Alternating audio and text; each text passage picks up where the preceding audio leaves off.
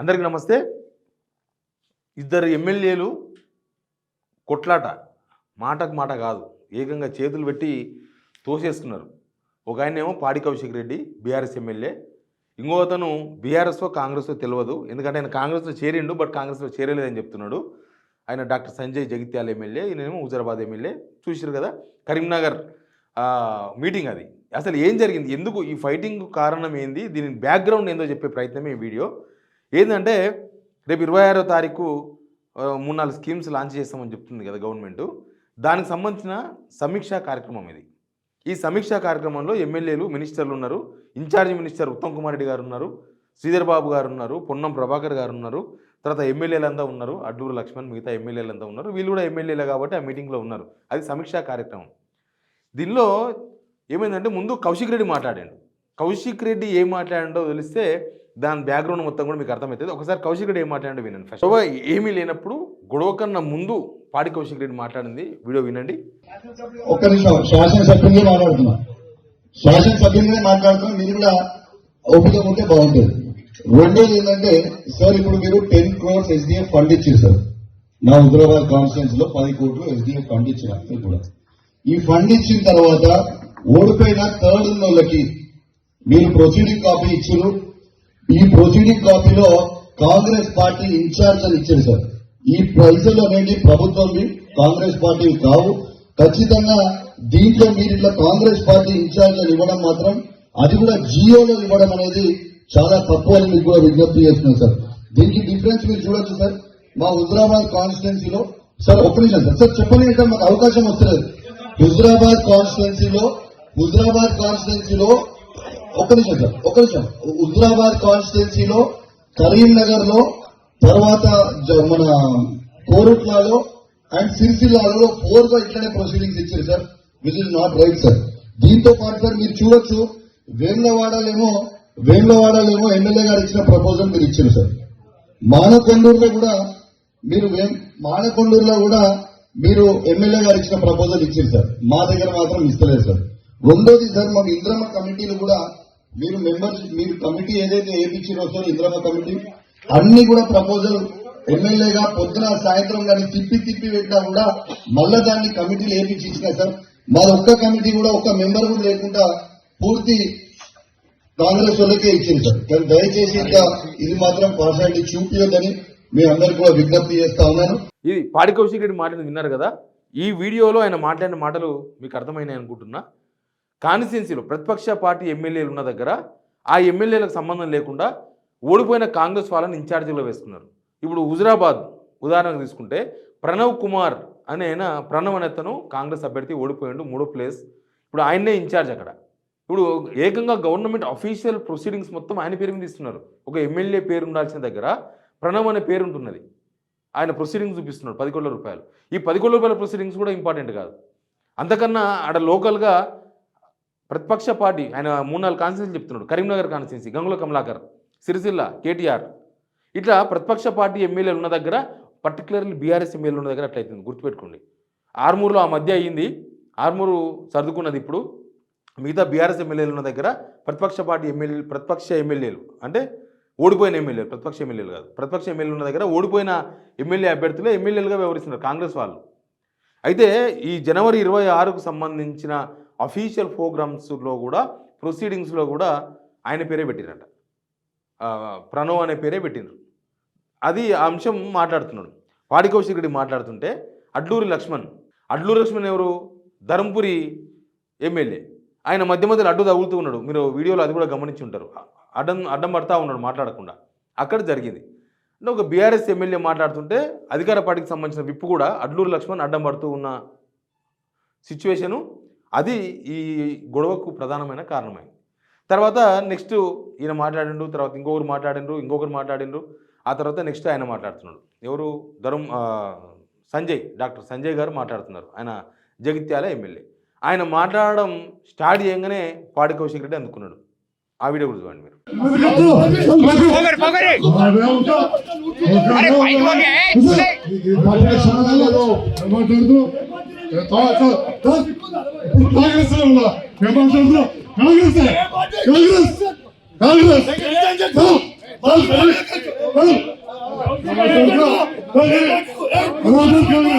Doctor Sanjay mic అందుకోగానే పాడి Kaushik Reddy start చేసిండు. అసలు ఏ పార్టీ ఎమ్మెల్యే హోదాలో మాట్లాడుతున్నావు అని వేస్తున్నాడు. మొదలే పాడి కౌశిక్ రెడ్డి కొంచెం తెలుసు కదా, స్పీడ్ ఎక్కువ, దుందుడుగా ఉంటాడు ఆయన. అన్ని వివాదాలే, అటు గాంధీతో గొడవ, ఇటు ఆయనతో గొడవ, సరే అన్నిట్లో పాడి కౌశిక్ రెడ్డి తప్పు ఉందని కూడా మనం అనలేము. కాకపోతే పాడి కౌశిక్ రెడ్డి బాడీ లాంగ్వేజే కొద్దిగా డిఫరెంట్గా ఉంటుంది. అదంతా కొంచెం అగ్రెసివ్గా ఉంటుంది. మనం కారు వచ్చి బండి అని గుద్దితే, లేకపోతే బండి అని వచ్చి కారుని గుద్దినా కారుదే తప్పు అంటాం కదా. సేమ్ అట్లా పాడి కౌశిక్ రెడ్డి వ్యవహారంలో అట్లే అనిపిస్తుంది. ఎక్కడి నుంచి చూసినా పాడి కౌశిక్ రెడ్డిదే తప్పు అనిపిస్తుంటుంది. పాడి కౌశిక్ రెడ్డి చాలాసార్లు తప్పు ఉంటుంది, చాలాసార్లు కరెక్ట్ కూడా ఉంటుంది పాడి కౌశిక్ రెడ్డి వ్యవహారంలో. నిన్నటి ఎపిసోడ్లో అయితే అసలు ఏ పార్టీ హోదాలో మాట్లాడుతున్న దగ్గర గొడవ స్టార్ట్ అయింది. ఇద్దరు ఎమ్మెల్యేలు వీధి రౌడీలాగా కొట్టుకున్నారు. వీధి రౌడీలాగా, అదొక అఫీషియల్ కార్యక్రమం, అది ప్రైవేట్ కార్యక్రమం కాదు. వీధి రౌడీలాగా కొట్టుకున్నారు. నిజానికి అక్కడ సంజయ్ని నువ్వు ఏ పార్టీకి వెళ్ళి మాట్లాడుతున్నావు అని అడగొచ్చా ఒక సమీక్షా కార్యక్రమంలో అనేది ఒక పాయింట్. అడగొచ్చా?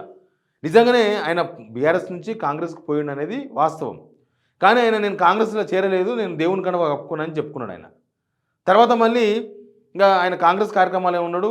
ఎమ్మెల్సీ జీవన్ రెడ్డితో ఫైటింగ్ అవుతుంది. మనం అదంతా కూడా చూస్తున్నాం, రెగ్యులర్గా చూస్తున్నాం. ఎమ్మెల్సీ జీవన్ రెడ్డి జగిత్యాల ఓడిపోయిన కాంగ్రెస్ అతను, అదంతా మనకు తెలుసు.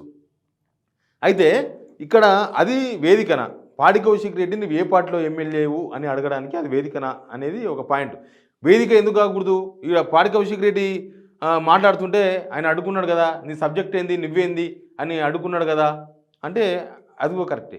అయితే ఇక్కడ పాడి కౌశిక్ రెడ్డి నిజానికి ఆయన ఏ పార్టీ ఎమ్మెల్యేనో లేకపోతే పార్టీ ఏరినందుకు నిరసన తెలపాలనుకుంటే సంజయ్ ఇంటి ముందు పోయి ధర్నా చేయొచ్చు, లేకపోతే సంజయ్ అసెంబ్లీ కూడా వచ్చింది కదా, అసెంబ్లీలో నిలదీయొచ్చు. కానీ ఒక జిల్లా సమీక్ష కార్యక్రమంలో పాడి కౌశిక్ రెడ్డి ఆయన బాధ అని చెప్పుకున్నాడు. తర్వాత ఈ గొడవకు కారణం మాత్రం పాడి కౌశిక్ రెడ్డి 100%. ఆ గొడవ కావడానికి కారణం కొద్దిగా డాక్టర్ సంజయ్ మెతుక వైఖరి ఉంటుంది, ఈయనేమో అగ్రెసివ్గా ఉంటాడు, ఈయనేమో మీదికి వస్తున్నాడు. పాపం డాక్టర్ సంజయ్ ఏమో కొంచెం పార్టీ మారింది చూస్తున్నాం కదా, పార్టీ మారాడు, ఎట్లా మారుతున్నాడు. రేవంత్ రెడ్డి కూడా మాట్లాడి పార్టీ మారాడాలి మీద. నేను చాలా స్పష్టంగా తెలియజేసుకున్న మీడియా ద్వారా, నేను ప్రభుత్వం చేస్తున్న పనులకు అదేవిధంగా సంక్షేమ పథకాలతో కలిసి పనిచేయాలని, కాంగ్రెస్ ప్రభుత్వంతో కలిసి పనిచేయాలని, తద్వారా జగిత్యాల నియోజకవర్గాన్ని అభివృద్ధి చేసుకోవాలని, జగిత్యాల ప్రజలకు సేవ చేయాలని చెప్పి నేను కాంగ్రెస్ ప్రభుత్వంతో కలిసి పనిచేస్తున్నా. తప్పకుండా రేపటి నాడు కాంగ్రెస్ పార్టీ సభ్యత్వ నమోదు కార్యక్రమం తీసుకున్నాడు, కాంగ్రెస్ సభ్యత్వం కూడా తీసుకుంటా అని చెప్పి సందర్భంగా తెలియజేస్తూ, అది అధిష్టానం చూసుకుంటే పోలీసు చూసుకుంటారు, ఎందుకంటే అందరూ అధికారులు కదా. కాంగ్రెస్ పార్టీ సభ్యత్వం తీసుకుంటా త్వరలో అంటున్నాడు. కాంగ్రెస్లో చేరిండు కదా, రేవంత్ రెడ్డి సమక్షంలో చేరిండు కదా, మనం అందరం చూసినాం కదా, ఓపెన్ కదా. వాళ్ళు చేరలేదు అనుకుంటే బీఆర్ఎస్ ఆఫీసర్కి పోవాలి. త్వరలో కాంగ్రెస్ సభ్యత్వం తీసుకుంటా అంటున్నాడు. అసలు డాక్టర్ సంజయే కాదు, మిగతా వాళ్ళు కూడా ఒక దానాగేంద్ర కూడా క్లియర్ ఉన్నాడు, నేను కాంగ్రెస్ చేరిపోయినా అని చెప్పుకుంటున్నాడు, పోటీ చేసిండు కూడా, కడియం చేరి క్లియర్గా ఉన్నాడు. ఇంకా మిగతా వాళ్ళంతా కూడా దొంగ ఆట ఆడుతున్నారు, చేరినామంటారు, చేరలేదంటారు, దేవుని కండవా అంటారు.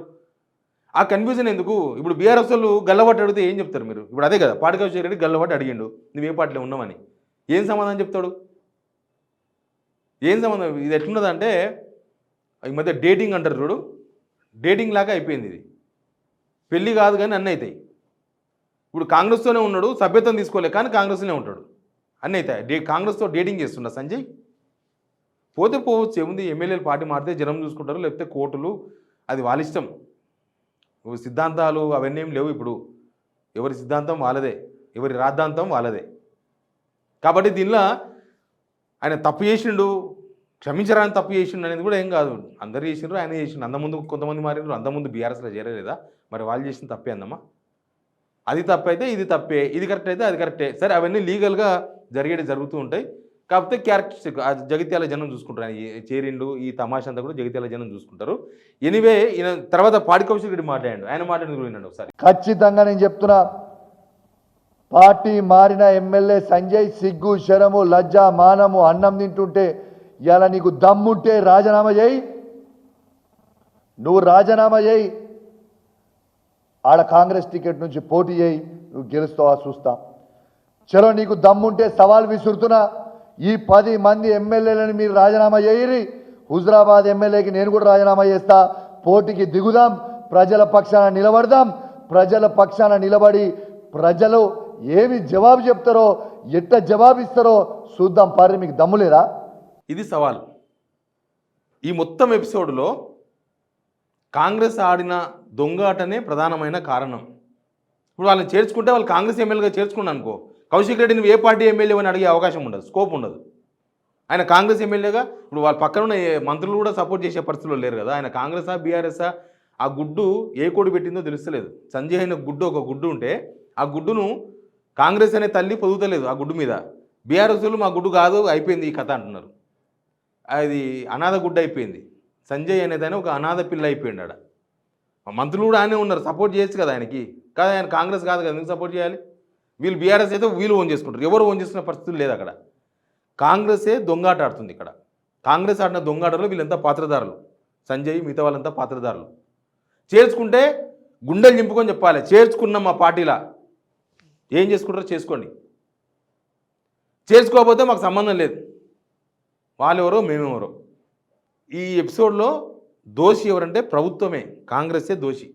లేకపోతే ఇట్లాంటి గొడవలు చాలా జరుగుతాయి. రేపు ఎవరు బాధ్యత వహిస్తారు? రేపు హామీలు అమలు చేయకపోతే జనాలు బీఆర్ఎస్ వెళ్ళి పోయి ధర్నా చేస్తారు. అప్పుడు ఎవరు బాధ్యత వహిస్తారు?